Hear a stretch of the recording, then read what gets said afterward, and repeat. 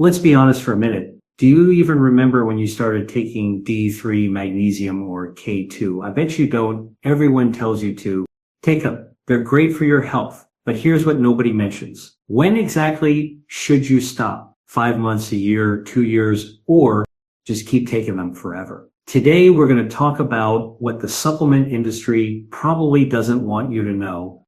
These little pills go from being your friend to becoming a burden on your body. Today's video is about 3 supplements that almost everyone over 50 is taking: K2, magnesium, and D3. You know what? Most of us assume natural vitamins are safe. Take as much as you want for as long as you want, no problem. But recent medical research tells a completely different story. Turns out even the most natural substances can cause harm if we don't know how to use them properly. And I'm going to tell you exactly when to pause and when to continue. First, to understand the issue, we need to know what supplement cycling is. In practical terms, it's taking supplements in cycles, similar to how you work, then rest, then work again. Take them for a period, pause to let your body recover, then start again. Why make things complicated? There are 3 main reasons. First, your body is remarkably adaptive. When you give it the same thing every day, adjusts and stops responding as effectively as before. Think about coffee. Initially, 1 cup keeps you alert all day, but eventually 3 cups and you're still drowsy. Second, certain supplements interfere with your hormones like testosterone or melatonin. Take them continuously and your body forgets how to produce them naturally. Third, it helps avoid uncomfortable side effects. Some people experience diarrhea from magnesium. Others get constipated from D3. Taking a break allows your body to reset, which is actually beneficial. If you've been taking one of these 3 supplements for more than 3 months, type number 1 in the comments to let me know. Now, let's start with a vitamin that few people know about but is incredibly important for your cardiovascular health. Cola-2. Cola-2 is like the traffic officer in your body. Its job is to make sure calcium goes where it belongs, into your bones and teeth, not wandering into your arteries or kidneys. This is why people say K2 and D3 are a power couple. Missing either one spells trouble. What's interesting is that although K2 is fat soluble like D3, there's virtually no research showing it causes toxicity, even with long-term use. The problem is most of us are severely deficient in K2. That's because K2 is extremely rare in modern foods. Unlike K1, which is abundant in leafy greens, K2 only exists in a few special fermented foods. In Japan, researchers discovered something fascinating. People who regularly eat natto, that's fermented soybeans rich in K2, have significantly less arterial calcification and much stronger bones compared to Westerners of the same age. This shows just how crucial K2 really is. So, do you need to cycle K2? Good news, you don't. With doses from 90 to 200 micrograms daily, you can safely take it long term. However, if you're taking high-dose D3 alongside it, consider pausing both simultaneously to let your body rebalance. Important note for anyone taking blood thinners like Warfarin or Cotin, K2 can reduce their effectiveness, so you'll need to monitor your INR levels carefully with your doctor. K2 is safe, but there's one mineral that half of us are deficient in, and surprisingly, you shouldn't stop taking it. Magnesium. Magnesium participates in over 300 reactions in your body, from creating energy, muscle contractions, nerve transmission, to helping you sleep soundly and stabilizing blood sugar. Without magnesium, your body is like a car running without oil. It still runs, but sooner or later, it's going to break down. What's concerning is that up to 50% of people over 50 are magnesium deficient. Why so many? Our soil is now nutrient depleted.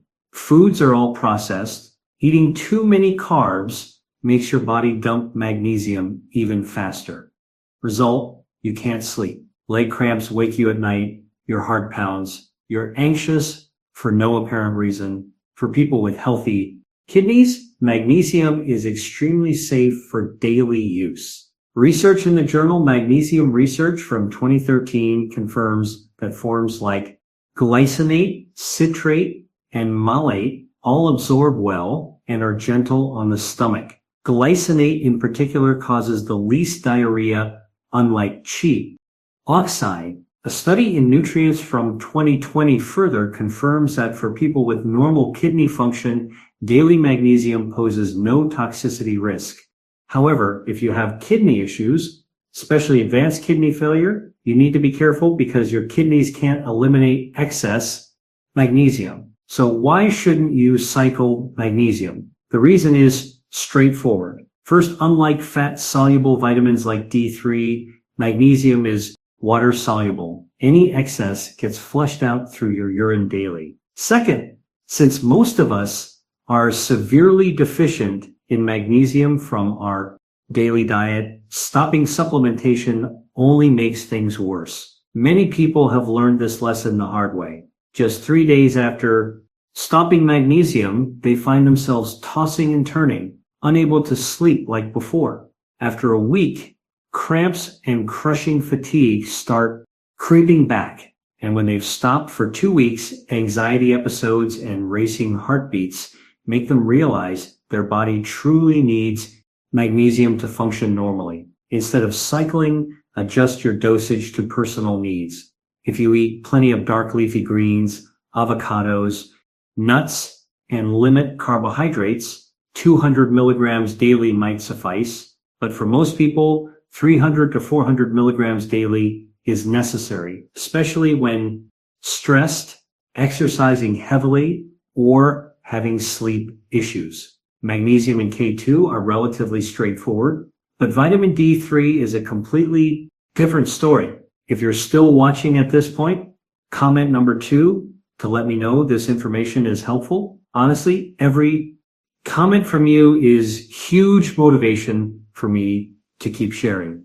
And now let's explore the truth about T3, the vitamin that many people are unknowingly overdosing on without realizing it. Vitamin D3 isn't your ordinary vitamin. It functions like a hormone in your body, influencing thousands of genes and biological processes, from regulating your immune system, maintaining strong bones, supporting cardiovascular function, to balancing mood. Research even shows D3 can help reduce the risk of certain cancers. But here's what most people don't know. D3 is fat soluble, meaning it gets stored in your fat tissue and liver. Unlike vitamin C, which gets flushed out through urine daily, D3 can remain in your body for weeks, even months. You don't need to take it every day, especially if your vitamin D blood levels are already optimal or you regularly get sun exposure.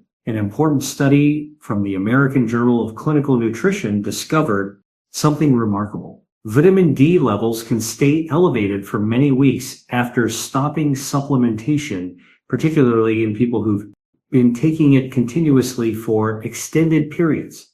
Another study in the Journal of Clinical Endocrinology and Metabolism confirmed that D3 persists in the body for a very long time, taking weeks or even months for your body to eliminate half of the stored vitamin D.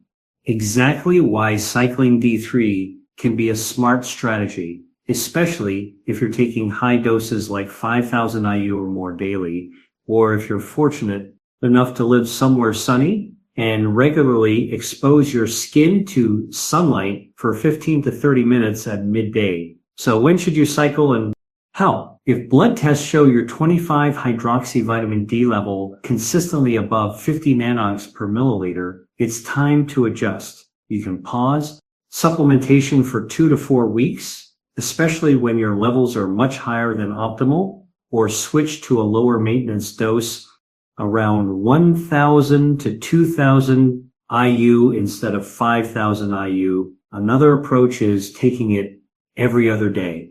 Research by Dr. Reinhold Vieth in 2001 proved this method still maintains healthy vitamin D levels without daily dosing. What's important to remember is that everyone's vitamin D needs vary dramatically. People with darker skin need more than those with fair skin. People living at high latitudes with less sunlight need more than those in tropical regions. Winter demands higher doses than summer, and older adults absorb less efficiently than younger people.